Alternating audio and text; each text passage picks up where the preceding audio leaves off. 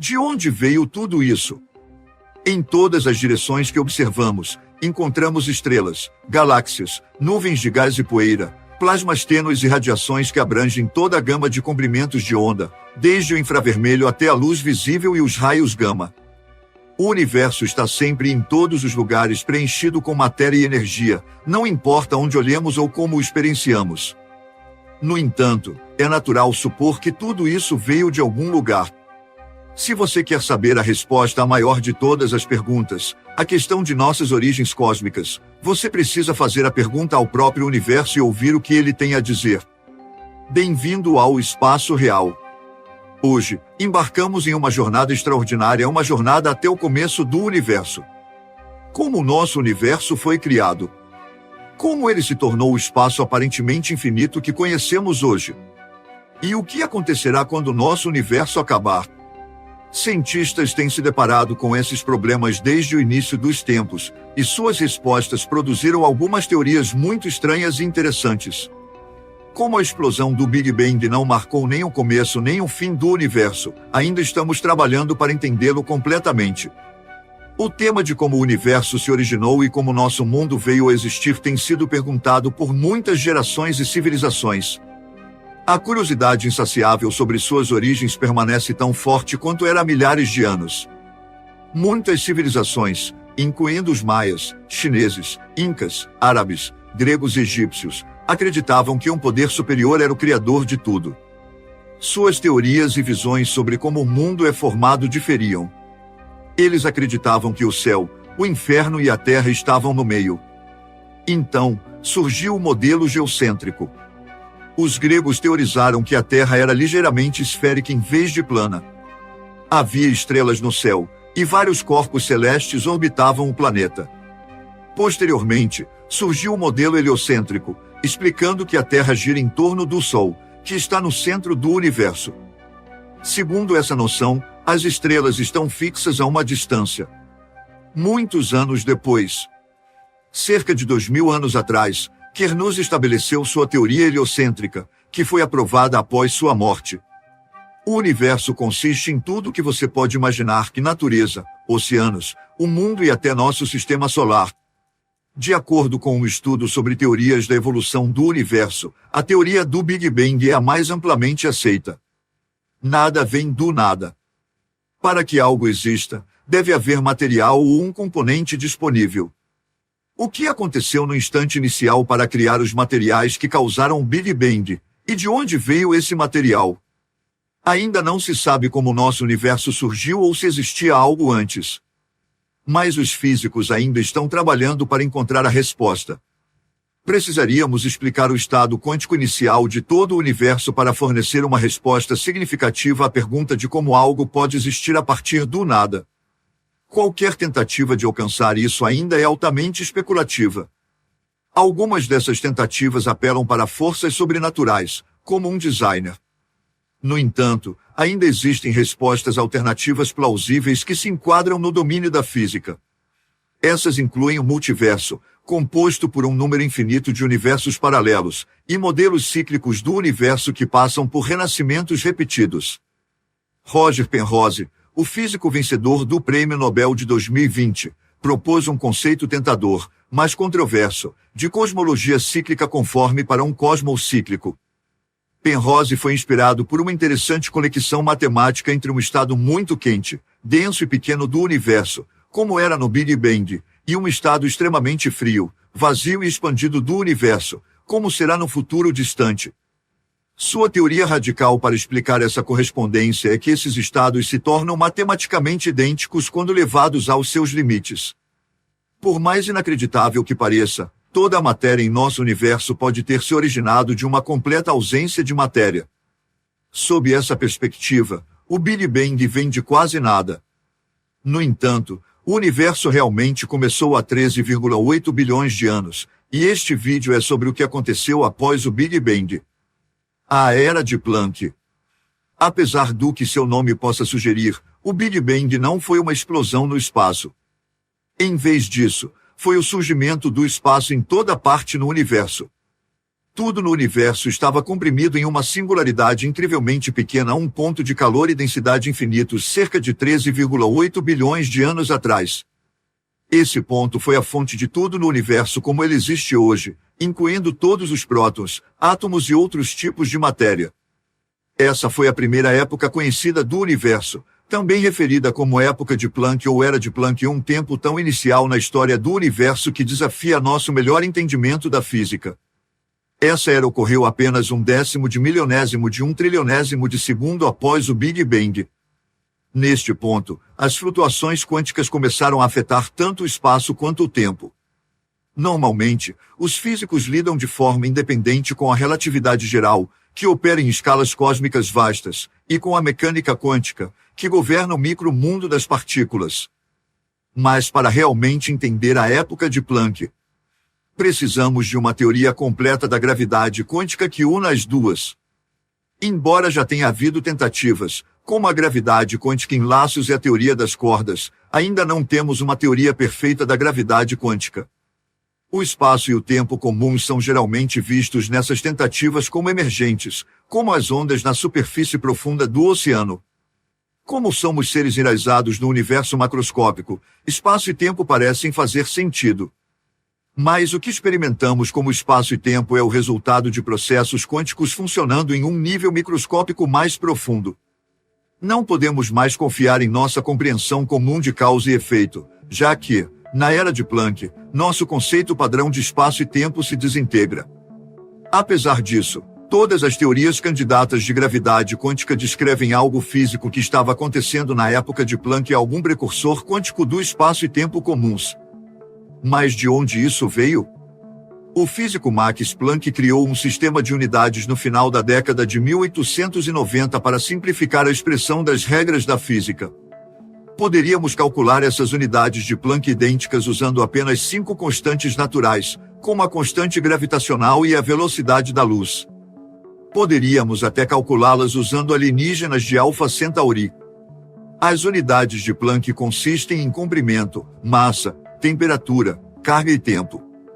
Por um momento, vamos pensar na unidade de comprimento de Planck. O próton é cerca de 100 milhões de trilhões de vezes maior do que o comprimento de Planck. Para colocar isso em perspectiva, se aumentássemos o próton para o tamanho do universo observável, o comprimento de Planck seria uma mera viagem de Tóquio a Chicago. O voo de 14 horas pode parecer longo para você, mas para o universo, ele passaria completamente despercebido. Foi surpreendente descobrir que os limites da escala de Planck, que inicialmente foram desenvolvidos como um sistema de unidades universais, também acabaram sendo os limites em que as leis da física atualmente aceitas operam. Durante a época de Planck, o universo era tão pequeno que nossas leis da física se desintegram. Para mergulhar mais fundo no tempo, precisaríamos de uma nova linguagem científica. Embora não possamos observar o que realmente ocorre na escala de Planck, os cientistas podem especular. Nesse nível de energia, as 4 forças fundamentais gravidade, eletromagnetismo, a força fraca e a força forte finalmente se combinaram para formar uma superforça. Supercordas e gravidade quântica são alguns dos fenômenos possíveis que poderiam dominar na escala de energia de Planck. Precisamos de uma física nova e inquebrável para entender qualquer coisa além da escala de Planck. O período de tempo imediatamente após o Big Bang, conhecido como a época de Planck, começou no tempo zero do próprio Big Bang e terminou 10,43 segundos depois, que é um segundo de Planck. Não somos capazes de usar a tecnologia atual para medir a duração desse momento, pois ele é extremamente curto. Esses números estão além da nossa capacidade de compreensão total. Não havia nada como matéria original, porque o universo foi criado em uma condição extremamente quente, tão quente que tudo era pura energia.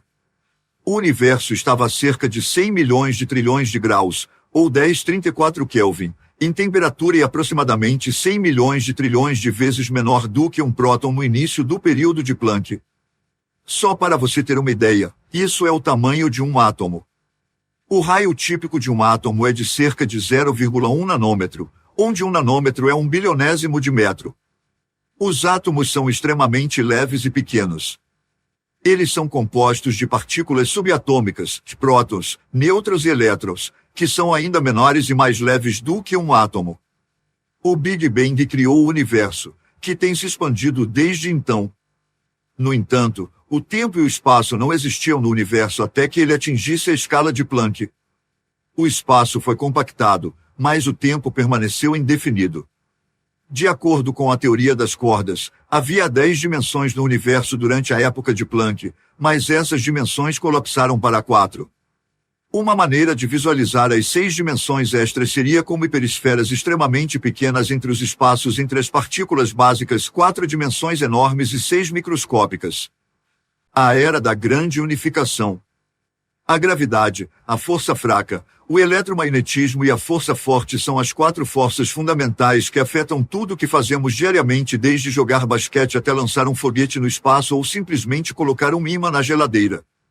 Tudo o que ocorre no cosmos é controlado por essas forças.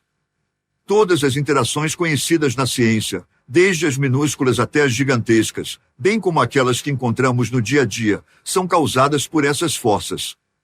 Essas forças explicam como as galáxias se movem, como os produtos químicos reagem em nossos laboratórios, como os núcleos atômicos são estruturados e por que a decomposição radioativa ocorre. Elas explicam o verdadeiro significado de conceitos comuns como atrito e força normal.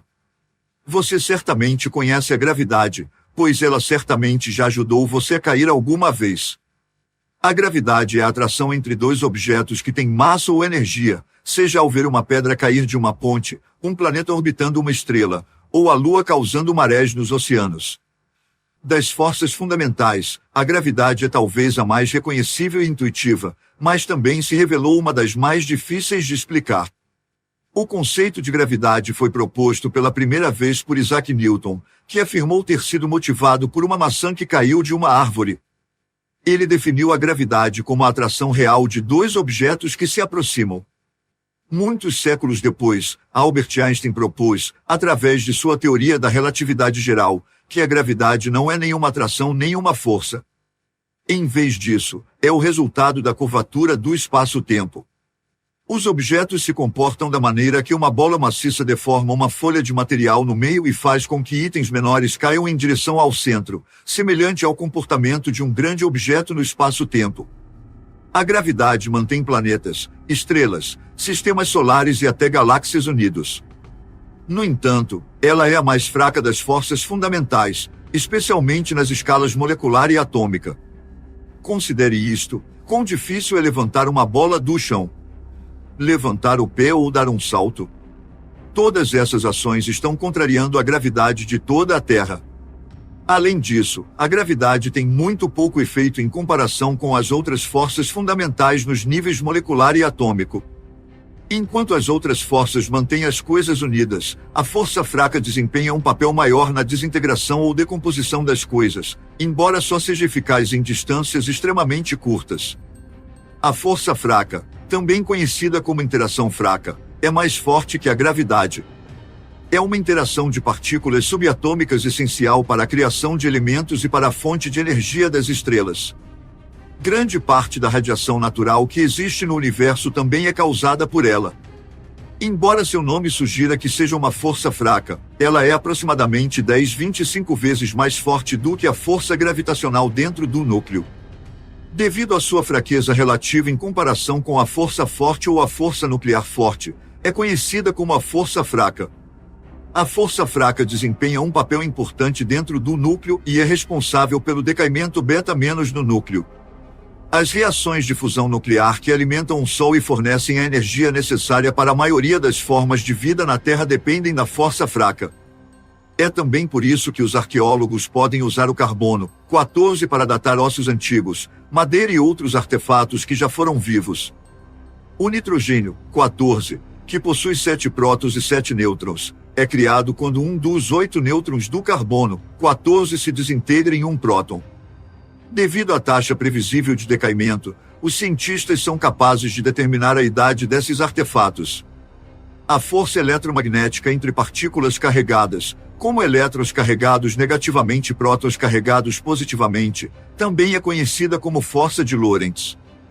Cargas semelhantes se repelem, mas cargas opostas se atraem. A força aumenta com a magnitude da carga e, assim como a gravidade, pode ser sentida a uma distância infinita, embora a força seja muito, muito pequena a essa distância. A força eletromagnética, como o nome sugere, é composta por duas partes, as forças magnéticas e elétricas. Os cientistas inicialmente distinguiram essas duas forças, mas eventualmente descobriram que elas são, na verdade, partes da mesma força. Quer as partículas carregadas estejam fixas ou em movimento, o componente elétrico age entre elas para criar um campo que permite que as cargas interajam. No entanto, assim que essas partículas carregadas entram em movimento, a força magnética, o segundo componente, entra em ação. As partículas criam um campo magnético ao seu redor à medida que se movem. Assim, quando elétrons passam por um fio para carregar seu computador ou telefone ou ligar sua TV, por exemplo, o fio se torna magnético. Através da troca de bósons sem massa que carregam força, conhecidos como fótons, que também são os componentes das partículas de luz, as forças eletromagnéticas são transferidas entre as partículas carregadas. Mas outro tipo de fóton é o que carrega a força, trocando entre partículas carregadas. Embora sejam tecnicamente as mesmas partículas que a forma real e detectável, são virtuais e indetectáveis. Alguns dos fenômenos mais frequentemente observados, incluindo elasticidade, atrito, força normal e a força que mantém objetos unidos em uma forma específica, são causados pela força eletromagnética. Ela também produz a resistência que aviões, pássaros e até o Superman sentem ao voar. Essas ações podem ocorrer por causa da interação de partículas carregadas ou neutralizadas umas com as outras. Por exemplo, a força normal que mantém um livro em cima de uma mesa, em vez de a gravidade puxá-lo para o chão, é consequência dos elétrons nos átomos da mesa repelindo os elétrons nos átomos do livro. A força nuclear forte, das 4 forças fundamentais da natureza, é a mais forte. Comumente conhecida como interação nuclear forte, tem uma força 6.000 trilhões de vezes mais forte que a gravidade, são 39 zeros depois do 6. A razão para isso é que ela cria ligações entre os blocos de construção da matéria para criar partículas maiores. Prótons e nêutrons são compostos de quarks. E parte da força forte também mantém os prótons e nêutrons juntos no núcleo de um átomo. A força forte só atua quando as partículas subatômicas estão incrivelmente próximas umas das outras, assim como a força fraca. Elas devem estar aproximadamente dentro do diâmetro de um próton. Uma vez dentro do alcance, bósons carregados sem massa chamados gluons transmitem a força forte entre os quarks e os mantêm juntos. Uma fração minúscula da força forte, chamada força forte residual, atua entre prótons e nêutrons. Como os prótons no núcleo têm cargas semelhantes, eles se repelem. No entanto, a força forte residual pode superar essa repulsão, mantendo as partículas ligadas dentro do núcleo de um átomo. A teoria da grande unificação é uma teoria que os físicos criaram com sucesso para combinar as forças eletromagnética, fraca e forte. A força forte se separou das outras no momento do período da grande unificação, que começou aproximadamente 10,38 segundos após o Big Bang. Essa separação liberou uma quantidade tremenda de energia, que se acredita ter causado a rápida expansão do universo. O universo se expandiu por um fator de 10,35 em 10,32 segundos durante o breve período conhecido como inflação, passando de algo incrivelmente pequeno, menor do que uma partícula subatômica, para algo do tamanho de uma toranja em um piscar de olhos. Lembre-se de que a teoria inflacionária aborda apenas o universo observável, ela não diz nada sobre o universo como um todo. Postular essa explosão de crescimento exponencial ajuda a remover 2 grandes problemas na cosmologia, o problema do horizonte e o problema da planicidade. No universo, o que você vê é basicamente o mesmo, não importa para onde você olhe. Com um alto grau de precisão, as temperaturas da radiação cósmica de fundo em micro-ondas são quase idênticas em todas as direções do universo. Se você pensar com mais cuidado, isso realmente não deveria ser o caso. Na realidade, você está olhando para o passado quando olha em uma direção no espaço, já que a luz se move à velocidade da luz. A luz que atinge seu olho ou telescópio foi emitida anos atrás. Isso indica que existe um limite que se estende em todas as direções de cerca de 14 bilhões de anos-luz. A fronteira é, na verdade, mais distante porque o espaço em si está se expandindo, mas você pode ignorar isso para fins deste exemplo. Não há possibilidade de que algo mais distante já tenha entrado em contato conosco. Então, você olha com seu poderoso telescópio e consegue ver a radiação cósmica de fundo em micro-ondas a 14 bilhões de anos-luz de distância. Chame esse ponto de A. Agora, se você olhar na direção oposta, a 14 bilhões de anos-luz de distância, vamos chamar esse ponto de B. Você observa exatamente o mesmo tipo de radiação cósmica de fundo em micro-ondas. Normalmente, isso sugeriria que toda a radiação cósmica de fundo no universo se espalhou de alguma forma pelo cosmos, semelhante ao aquecimento de um forno. De alguma forma, a informação térmica é comunicada entre os pontos A e B. No entanto, dado que os pontos A e B estão a 28 bilhões de anos-luz de distância, e que nenhum sinal pode viajar mais rápido que a velocidade da luz, não há possibilidade de que eles tenham se comunicado durante toda a idade do universo. Se não há como o calor se transferir entre eles, como eles chegaram à mesma temperatura? Este é o problema do horizonte, também chamado de problema da homogeneidade. A geometria do universo, que parece ser plana, especialmente à luz dos novos dados do VAB, é o tema do problema da planicidade. Mesmo 14 bilhões de anos após a formação do universo, quando pequenas variações deveriam ter crescido drasticamente, a densidade da matéria e a taxa de expansão do cosmos parecem estar quase perfeitamente equilibradas. Os físicos precisam de uma explicação para por que as pequenas variações não aumentaram drasticamente, já que isso não aconteceu. As variações não existiam? Elas não cresceram em grandes variações? Algo aconteceu para suavizá-las? O problema da planicidade visa explicar isso. Porque a geometria do universo parece ser tão perfeitamente plana que esses três tipos de universos são representações simplificadas da maneira como o espaço se curva naturalmente no universo. Primeiro é o universo fechado, onde o universo contém matéria suficiente para que a gravidade eventualmente supere a expansão do espaço. Tal universo tem curvatura positiva como sua geometria. Isso se encaixa no modelo original de Einstein, que não incluía uma constante cosmológica. O segundo é o universo aberto, onde o cosmos sempre se expandirá à mesma taxa, pois não há matéria suficiente para interrompê-lo. Esse espaço-tempo tem forma de cela com curvatura negativa. O terceiro é o universo plano, onde a expansão do universo desacelera com o tempo, mas nunca para completamente, porque a densidade da matéria e a expansão do universo se equilibram exatamente. Este espaço não tem curvatura geral. Em 1980, o astrofísico Alan Guth propôs a teoria da inflação para resolver os problemas do horizonte e da planicidade. Nesse modelo, a expansão inicial do universo acelerou a uma taxa muito mais rápida do que vemos hoje. Segundo a teoria da inflação, qualquer curvatura detectável em grande escala do cosmos teria sido eliminada pela inflação ultra-rápida. Isso pode ser comparado a aumentar um globo minúsculo até o tamanho da Terra. A seção local que você veria pareceria ser muito plana. Mas o globo ainda estaria curvado. A parte visível do cosmos parece ser quase plana devido à inflação massiva do universo minúsculo, resolvendo o problema da planicidade. O motivo pelo qual o problema do horizonte é resolvido é que, durante a inflação, o espaço se expandiu tão rapidamente que essas regiões próximas se espalharam para cobrir todo o universo visível. No entanto, essas regiões próximas foram então dispersas por todo o universo visível. A inflação do balão pode ser usada como um modelo básico para explicar como o universo está se expandindo. Cada ponto no balão está se afastando do centro, de modo que uma pessoa em qualquer ponto poderia sentir que está no centro da expansão. Os espaços entre os objetos na superfície do balão aumentam à medida que ele se expande.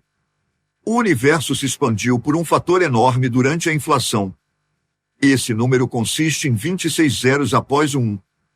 Vai além do debate político e econômico normal sobre inflação. Suponha por um momento que alguém tenha escrito uma mensagem tão pequena que seja legível na superfície do balão antes da inflação. Você poderá ler a mensagem depois de inflar o balão.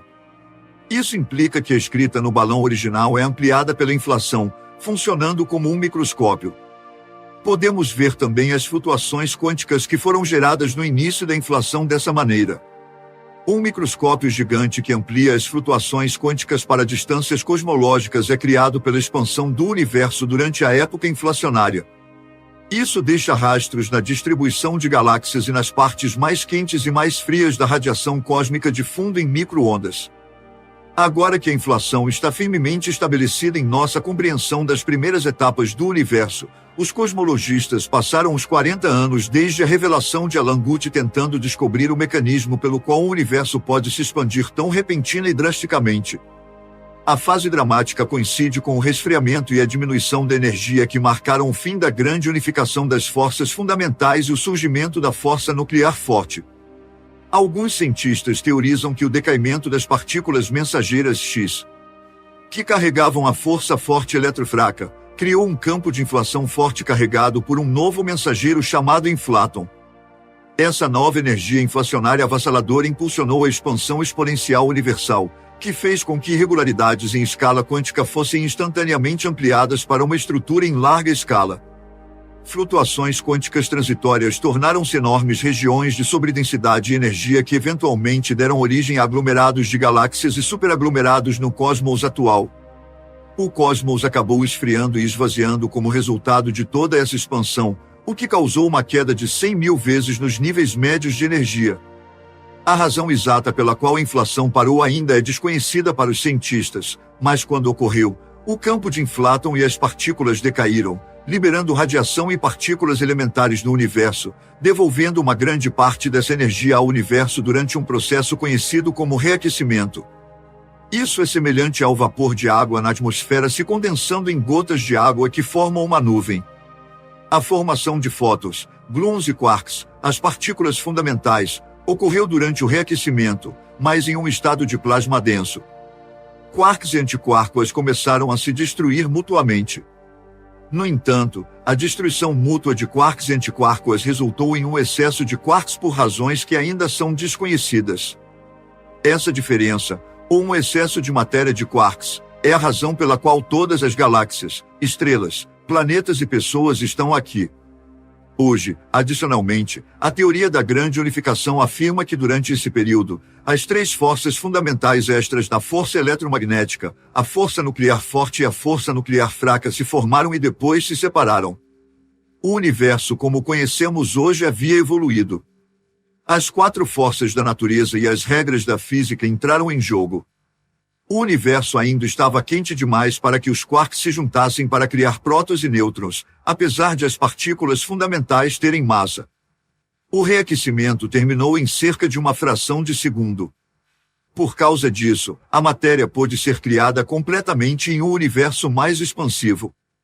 As leis da natureza estavam se aproximando de algo que realmente podemos entender e modelar.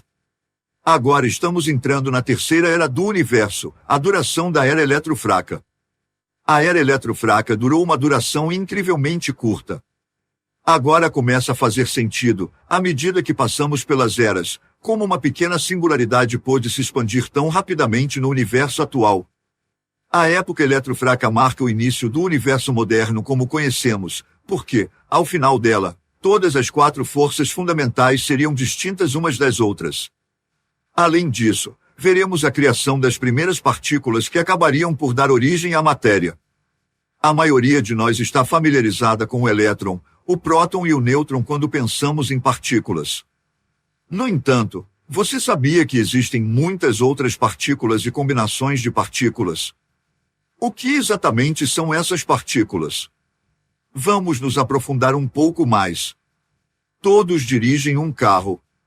Usam um laptop e têm um telefone, mas você já se perguntou sobre a história desses materiais? A matéria existe ao nosso redor em quatro diferentes fases: sólido, líquido, gasoso e plasma. A segunda forma de matéria é o campo, onde quatro diferentes formas de campos são observadas. O campo eletromagnético e o campo gravitacional são bem conhecidos devido a eventos em nosso ambiente. Os outros dois, conhecidos como campos nucleares, ocorrem no mundo dos átomos. Existem dois tipos de campos nucleares, fraco e forte, que têm diferentes intensidades de campo. A forma corpuscular da matéria consiste em dois grupos de partículas fundamentais. As partículas fundamentais, também chamadas de partículas elementares, são os menores blocos de construção do universo. A principal característica das partículas fundamentais é que elas não têm estrutura interna, o que significa que os pesquisadores as consideram como pontos unidimensionais que não ocupam espaço. Existem milhões de moléculas complexas diferentes em apenas uma célula. Quando ampliamos uma dessas moléculas, podemos finalmente ver átomos individuais. Simplificando, existem cerca de 40 trilhões de células no corpo humano, e cada célula tem cerca de 100 trilhões de átomos. No entanto, os átomos não são o fim da história.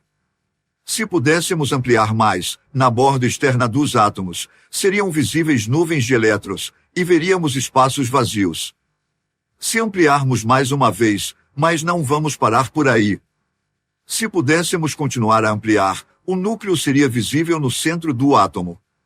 No entanto, a história não termina com o núcleo. Mais ampliação do núcleo revelará prótons e nêutrons aderindo uns aos outros. Essas partículas são subatômicas. Agora, vamos dar mais um zoom em um dos prótons. Detectamos pequenas partículas dançantes dentro do próton, esses são os quarks. Chamamos essas pequenas partículas de partículas fundamentais ou elementares. No modelo padrão da física de partículas, há 4 portadores de força e 12 partículas de matéria, além dos quarks, que são partículas elementares. Então, o que classifica algo como uma partícula elementar? Se olharmos para o próton, ele consiste em 3 quarks, portanto, prótons são partículas subatômicas e não partículas elementares. Partículas elementares não podem ser divididas em partes menores porque não têm subestruturas. Isso implica que elas não são feitas de nada.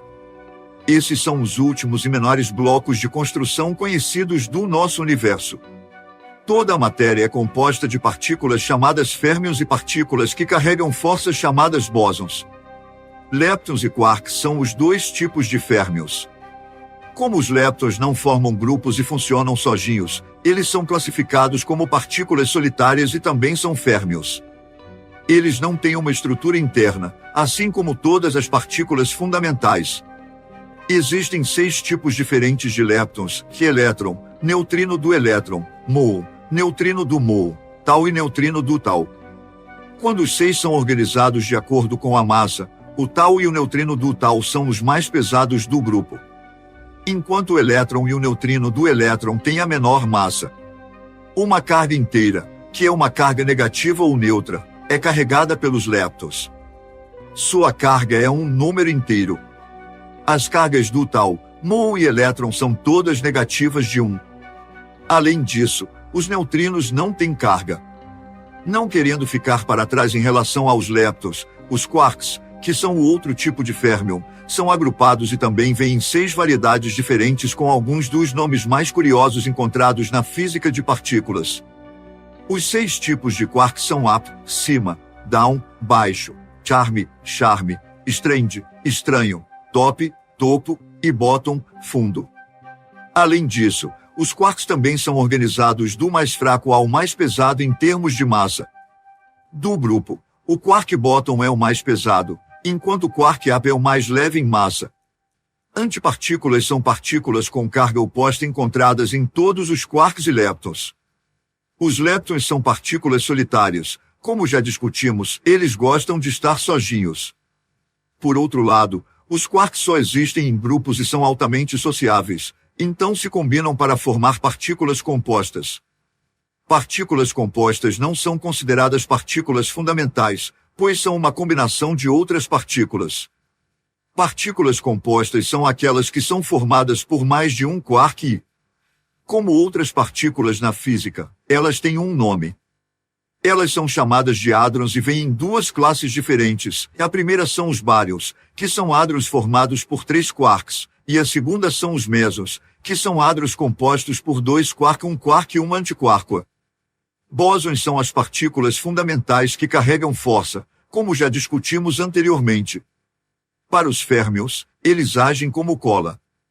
Os bósons também vêm em 4 variedades principais, e graviton, regido pela força da gravidade, fóton, regido pela força eletromagnética, gluon, regido pela força nuclear forte, e W+, W e Z, regidos pela força nuclear fraca.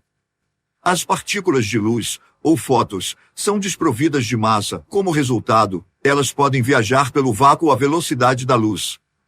Mas se todas as partículas elementares fossem desprovidas de massa, nosso universo seria muito diferente. Um próton não seria capaz de capturar um elétron desprovido de massa para criar um átomo de hidrogênio. Além disso, a ausência de átomos de hidrogênio significa a ausência de estrelas, galáxias e vida como a conhecemos. Todas as partículas elementares eram desprovidas de massa na primeira pequena fração de segundo. No entanto, algo aconteceu muito rapidamente após a era da grande unificação, permitindo que algumas partículas ganhassem massa. Mas como essas partículas ganharam massa? Para esclarecer isso, vários físicos propuseram uma teoria na década de 1960. Eles sugeriram que logo após o Big Bang, um campo de força foi criado. Quando as partículas interagem com esse campo, elas ganham massa. Hoje, chamamos essa força de campo de Higgs.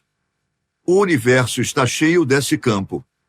Através do contato com esse campo, partículas como os bósons W e Z ganham massa. Quanto mais forte a interação, mais pesada é a partícula. A diferença entre o fóton desprovido de massa e os bósons W e Z massivos, como observado na natureza hoje, pode ser explicada pela existência do campo de Higgs. Outras partículas portadoras de força, como fótons e gluons, permanecem desprovidas de massa porque não interagem com o campo de Higgs. Existem 2 maneiras de identificar um campo. O campo eletromagnético pode ser detectado observando partículas interagindo com ele, e outra opção é criar o fóton, uma partícula quântica conectada a um campo magnético. Mas você não pode manipular o campo de Higgs onipresente. Para vê-lo, precisamos criar o bóson de Higgs, uma partícula quântica que estaria presente no modelo padrão junto com as outras 16 partículas e seria crucial para explicar as interações e comportamentos da matéria em todo o universo. Ao criar o bóson de Higgs por meio de colisões de partículas de alta energia usando aceleradores como o Grande Colisor de Hadrons, o bóson de Higgs decai instantaneamente e é incrivelmente instável. Portanto, não foi fácil detectá-lo ou observá-lo. Ele instantaneamente se transforma em partículas mais leves, por exemplo, pode se transformar em um par de fótons ou 4 elétrons. Os cientistas procuram partículas deixadas pelo bóson de Higgs observando os destroços da colisão. Para entender melhor a ideia, podemos usar a analogia da água e dos nadadores. A água em nosso exemplo representa o campo de Higgs. Um peixe, sendo extremamente aerodinâmico, interage apenas ligeiramente com o campo e pode se mover através dele com muita facilidade. Nesse caso, o peixe se assemelharia a uma partícula de baixa massa.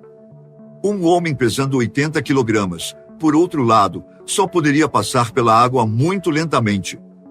Esse homem em nosso exemplo é uma partícula enorme que se tornou massiva através de interações extensivas com a água. O elétron é a mais leve das partículas subatômicas conhecidas, e o quark top é o rei da massa no mundo subatômico. Ele pesa quase 350 mil vezes mais que um elétron, ou o equivalente a um átomo inteiro de ouro.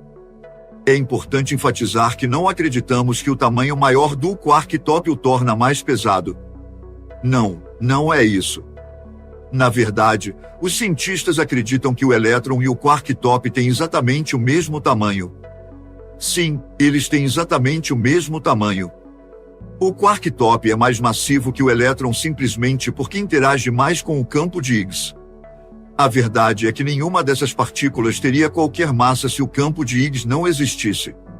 Atualmente, o bóson de Higgs é mais frequentemente mencionado na imprensa do que o campo de Higgs. Como esses 2 itens se relacionam entre si? O menor componente do campo de Higgs é o bóson de Higgs. Devemos voltar à água mais uma vez para entender como isso funciona. Todo mundo está familiarizado com o que é a água. Como você pode ver, há água ao seu redor se você estiver submerso nela. Não há lacunas na água. Também se sabe que as moléculas, notadamente H2O, formam a água. Agora você pode começar a entender o bóson de Higgs se combinar esses dois conceitos com o conhecimento de que a água é composta por muitas moléculas distintas. As partículas e as partículas subatômicas são constituídas por um número infinito de campos de Higgs distintos. Os bósons de Higgs são compostos por moléculas individuais, exatamente como a água. Peter Higgs e François Englert ganharam o Prêmio Nobel de Física em 2013 por sua descoberta teórica do mesmo mecanismo associado ao campo de Higgs. Eles estabeleceram a estrutura teórica que explica como as partículas obtêm sua massa. A partícula conquistou seu lugar no modelo padrão, e o campo seu papel na evolução do universo primitivo. Lembre-se, os bósons não são as partículas elementares físicas, eles são portadores de força. Este é um passo gigantesco para a matéria física se tornar presente no universo, já que o campo de Higgs pode desacelerar outras partículas e conferir massa a elas. Outro conceito muito estranho de entender é que este campo é o que permite que nosso universo suporte massa. No final desta era, a força nuclear fraca e a força eletromagnética finalmente se separam. Agora que o universo esfriou o suficiente para permitir que todas as quatro forças atuem de forma independente, as leis da natureza que consideramos na física clássica começam a se formar. A era dos quarks. Neste momento, o universo esfriou para cerca de 10 quadrilhões de graus, levando a um maior grau de estabilidade. Isso marca o início da era dos quarks, definida pelas interações da matéria. Durante essa era, quarks e antiquarks se formam rapidamente, colidem e se aniquilam mutuamente. A antimatéria, um tipo único de matéria, aniquila a matéria normal ao entrar em contato, liberando imensa energia. Por exemplo, 1 grama de antimatéria interagindo com 1 grama de matéria liberaria uma quantidade de energia equivalente à bomba atômica de 1945 que devastou Hiroshima. A energia pode criar matéria e antimatéria em quantidades iguais. Desde a descoberta da antimatéria em 1931, sua existência tem sido amplamente aceita pelos físicos. Um processo chamado barogênese levou a um ligeiro excesso de quarks sobre os antiquarks, resultando na matéria que observamos hoje. Esse desequilíbrio impediu a aniquilação indefinida de partículas e antimatéria. A razão para esse pequeno desequilíbrio permanece desconhecida. Algumas teorias sugerem que o universo favorece ligeiramente certas partículas subatômicas, como os quarks, em detrimento de seus equivalentes de antimatéria. Isso foi observado na década de 1960. No entanto, essa diferença por si só é insuficiente para explicar a existência do universo. Os neutrinos, partículas de massa muito baixa produzidas da decadência radioativa, sendo o Sol um grande produtor, podem conter a resposta. Pesquisadores estão construindo aceleradores de partículas e detectores para estudar o comportamento dos neutrinos e de suas contrapartes de antimatéria. Se seus comportamentos forem diferentes, isso poderia explicar a formação do universo através de um processo chamado leptogênese, que envolve partículas de baixa massa. A acumulação de quarks e a presença de gluons, uma partícula bóson portadora de força, criaram uma sopa densamente povoada de quarks e gluons. Quando a era dos quarks terminou, uma nova era começou. A era dos hadrons. A era dos hadrons começou e durou de cerca de 10 microsegundos a 1 segundo após o Big Bang. Durante esse período, a temperatura do universo atingiu aproximadamente 1 trilhão de graus, permitindo que os quarks se combinassem e formassem hadrons. Existem duas classes de hadrons, baryons e mesons. Uma ligeira assimetria matéria-antimatéria da fase anterior, conhecida como assimetria baryônica, resultou na eliminação da maioria dos antibárions até o final dessa época. Apenas os hadrons leves e estáveis prótons e nêutrons permaneceram. Devido à alta densidade de leptons, prótons e nêutrons se converteram rapidamente uns nos outros sob a ação da força fraca. No entanto, à medida que o universo esfriou, essas conversões desaceleraram drasticamente, deixando aproximadamente 7 prótons para cada nêutron. Como o hélio requer 2 prótons e 2 nêutrons para formar um núcleo, enquanto o hidrogênio precisa de apenas um próton, o excesso de prótons em relação aos nêutrons resultou em um excesso equivalente de hidrogênio em relação ao hélio. Como observado hoje. Para explicar a aparente abundância excessiva de hélio no universo, George Gamow propôs que a maior parte do hélio presente hoje foi criada durante os estágios iniciais do Big Bang, em menos tempo do que leva para cozinhar um frango.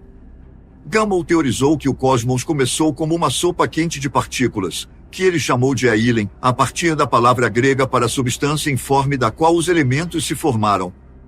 Ele designou Ralph Alpher, um candidato a doutorado, para descobrir os processos que produziram elementos mais pesados a partir do ílen. Gamow e Alpher desenvolveram essas ideias em um artigo intitulado A Origem dos Elementos Químicos, que estabeleceu o padrão para a fusão pré-estelar e permanece como a base para nossa compreensão de como as altas temperaturas no início do universo transformaram hidrogênio em hélio por meio de intermediários de deutério. O prótio, composto por um único próton, é a forma mais leve de hidrogênio. Esses núcleos de hidrogênio existiram assim que os quarks se ligaram em prótons. É crucial lembrar que átomos de hidrogênio neutros, que possuem tanto prótons quanto elétrons, não se formariam por algum tempo. A esfera do espaço que se tornaria o universo observável tinha aproximadamente 10 anos-luz de raio. Era da nucleossíntese. Cerca de 10 segundos após o Big Bang, o universo havia esfriado o suficiente para que alguns núcleos de deutério, compostos por um próton e um nêutron, se formassem. Infelizmente, esses núcleos de deutério permaneceram instáveis na sopa cósmica aquecida devido à alta temperatura e energia das partículas.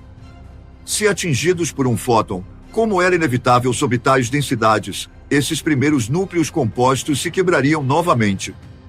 Os físicos se referem a isso como o gargalo do deutério, e até que isso fosse superado, a nucleossíntese simplesmente não poderia progredir além da fusão de um próton e um nêutron. Foram necessários cerca de mais 300 segundos para que as temperaturas caíssem o suficiente para que o deutério se tornasse mais estável e outros elementos começassem a se desenvolver. Inicialmente, o deutério, com seu único próton e nêutron, foi capaz de se fundir com prótons individuais sob a intensa força compressiva do universo, resultando no hélio 3, um elemento completamente novo e estável. Em seguida, formou-se a variedade mais comum de hélio, conhecida como hélio 4, composta por 2 prótons e 2 nêutrons. Os núcleos de hélio 4 são os núcleos atômicos mais estáveis conhecidos, e essa estabilidade, combinada com as condições do universo primitivo, fez com que a maioria dos prótons não ligados no cosmos primitivo fosse absorvida no hélio, impedindo uma maior decomposição. Mesmo 13,8 bilhões de anos após essa intensa explosão de formação de hélio, e após o nascimento e morte de inúmeras estrelas, o universo ainda contém cerca de 23% de hélio. Esta observação apoia fortemente a teoria de Alpher. Se a razão próton para nêutron fosse diferente, grande parte da matéria comum do universo teria se degradado em nêutrons não carregados e não reativos, assim como o hélio. Além disso, se a matéria no cosmos fosse mais compacta durante a nucleossíntese do Big Bang, ainda mais hélio teria se formado, levando a um universo composto predominantemente de hélio, com pouco ou nenhuma química, resultando na ausência de galáxias, estrelas e vida. Felizmente, esse não foi o caso. Mesmo com muitos bárons se acomodando em seus estáveis núcleos de hélio, o universo ainda estava cheio de energia latente, que poderia ser usada para fusões adicionais. A corrida agora era para gerar o máximo de novos elementos possível antes que a energia ambiente do universo caísse demais. Após 20 minutos de existência universal, ou cerca de 1.200 segundos de intensa nucleossíntese cósmica, o forno nuclear finalmente desacelerou e morreu. Estava frio demais para que mais núcleos se formassem, mesmo que ainda estivesse escaldante para os padrões humanos. Neste ponto, havia apenas 4 elementos no universo: hidrogênio, hélio, lítio e berílio. Apenas os 3 primeiros sobreviveriam por tempo suficiente para testemunhar as primeiras estrelas e servir como combustível primário para a criação dos outros 98 elementos naturais no universo atual. Devido à estabilidade de curta duração dos núcleos de berílio. Por enquanto, havia 1 bilhão de fótons para cada partícula de matéria composta e 12 núcleos de hidrogênio para cada núcleo de hélio. Com esses ingredientes básicos, o palco estava montado para a formação de tudo mais. Mesmo o deutério e o trítio que os cientistas fundiram juntos na Califórnia em 2012 foram formados pela primeira vez no calor de um universo recém-nascido há 13,8 bilhões de anos. Após a fusão e a separação das partículas para formar núcleos, a mistura primordial de hidrogênio, hélio e pequenas quantidades de núcleos de lítio e deutério marcou o fim da era da nucleossíntese e levou à formação das primeiras estrelas. Esses foram os primeiros núcleos do universo a se formar. Desde ser um pouco maior que uma toranja durante a era da grande unificação até ter um raio de cerca de 300 anos-luz hoje, o universo cresceu em tamanho devido à expansão contínua. À medida que o universo esfria com sua expansão, sua temperatura diminui. Durante este período, a temperatura do universo variou de extremamente quente a relativamente mais fria. A fusão parou à medida que o universo esfriou a um certo ponto. Vemos como os núcleos se ligarão a outras partículas em épocas subsequentes para formar átomos, posteriormente, galáxias. Era dos núcleos. Após a era da nucleossíntese, entramos na era dos núcleos. Este período marca o fim da fusão nuclear. O universo está ficando maior porque está se expandindo, embora mais lentamente em comparação com a época anterior. O tamanho do universo aumentou em um fator de 1000.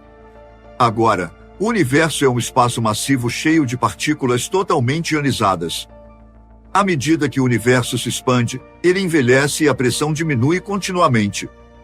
O volume e a pressão têm uma relação inversa. Conforme o volume do universo aumenta, sua pressão diminui. Durante esta era, os núcleos não estão mais se fundindo.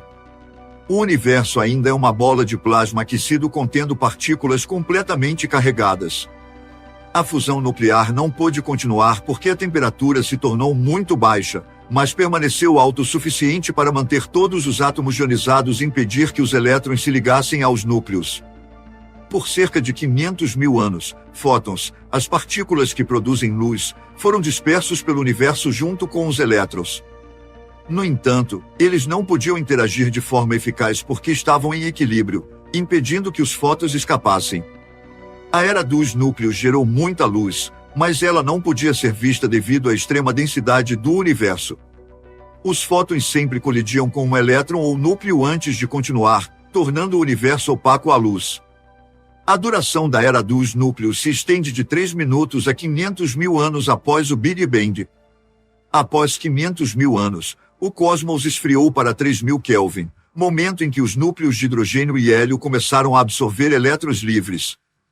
Como os fótons não podiam mais interagir com os elétrons fora de intervalos muito pequenos de energia, a maior parte do gás tornou-se transparente, permitindo que os fótons finalmente escapassem do plasma e viajassem pelo universo.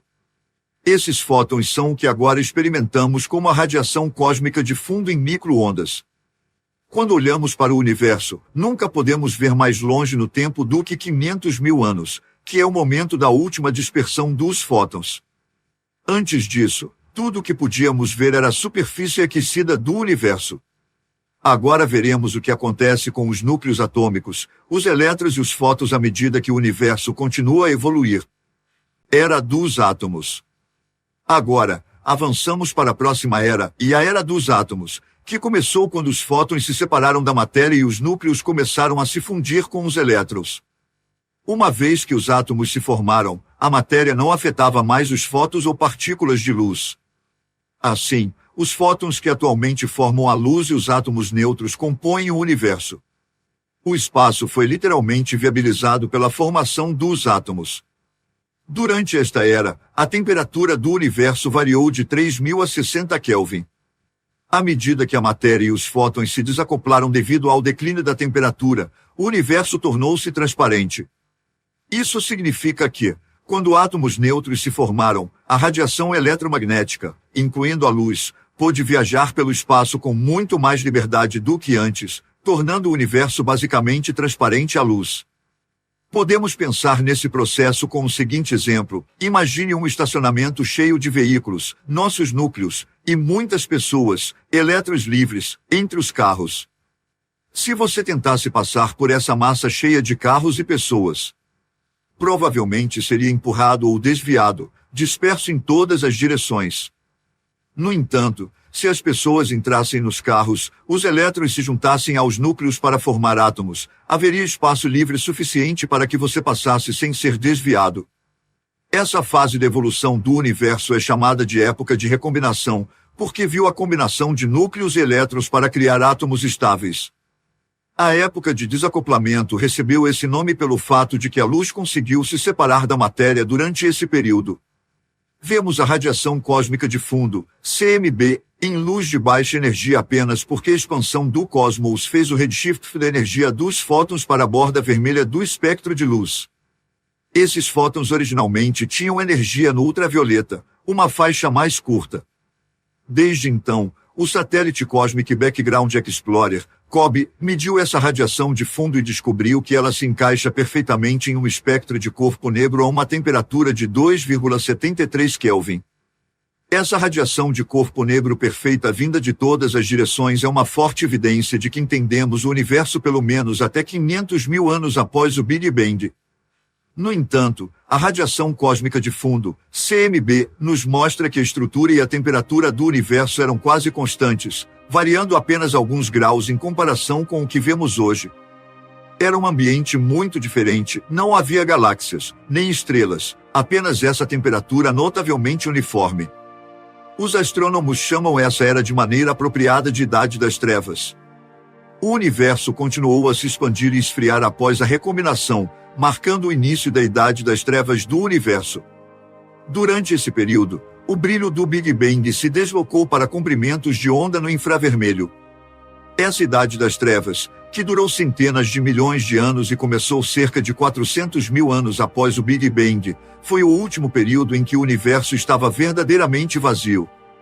Não havia planetas, nem sóis, nem galáxias, nem vida, apenas uma névoa de átomos de hidrogênio criados durante o Big Bang, deixados para flutuar na escuridão. Hoje, telescópios ao redor do mundo estão tentando captar um vislumbre desse hidrogênio primordial, conhecido como hidrogênio neutro, para identificar o momento em que a Idade das Trevas finalmente terminou e as primeiras galáxias se formaram. Era das galáxias. Nas épocas passadas, testemunhamos o universo emergir de uma singularidade minúscula para um vasto universo cheio de átomos. Vamos investigar a Era das Galáxias para entender como o universo atingiu seu estado atual. Nosso universo continua a evoluir dentro dessa linha do tempo. A força da gravidade fez com que a matéria se reunisse para formar galáxias. A formação das primeiras galáxias marca uma grande transição na evolução da estrutura do universo. Essas mesmas galáxias mudaram o meio intergaláctico de neutro para ionizado, graças às suas estrelas de segunda geração da população 2, estrelas de população 3 com zero metalicidade, e fontes impulsionadas por buracos negros, como mini-quasares, binários de raios X, etc. Esse processo é conhecido como a época da reionização. A formação de estrelas e quasares ocorre durante a reionização. Eles começam a liberar radiação poderosa, que faz com que o átomo de hidrogênio neutro se desfaça em prótons e elétrons livres. A reionização eventualmente chega ao fim, e átomos de hidrogênio se formam novamente. Acredita-se que a energia dessas estrelas iniciais, galáxias primordiais e quasares incrivelmente brilhantes com buracos negros no centro ajudaram a reionizar o gás hidrogênio. Nesse caso, a ionização é o processo pelo qual a energia da estrela extrai elétrons dos átomos no gás ao redor, fazendo-o brilhar. Como essa é a segunda vez que o gás é energizado desde o Big Bang, essa era conhecida como reionização. Como resultado da energia combinada dessas primeiras estrelas e galáxias, a luz pôde viajar mais longe no espaço do que anteriormente. Provavelmente, a questão mais urgente na astrofísica é descobrir mais sobre a formação estelar inicial, o que nos ajudará a compreender como as primeiras galáxias ou grupos de estrelas se formaram.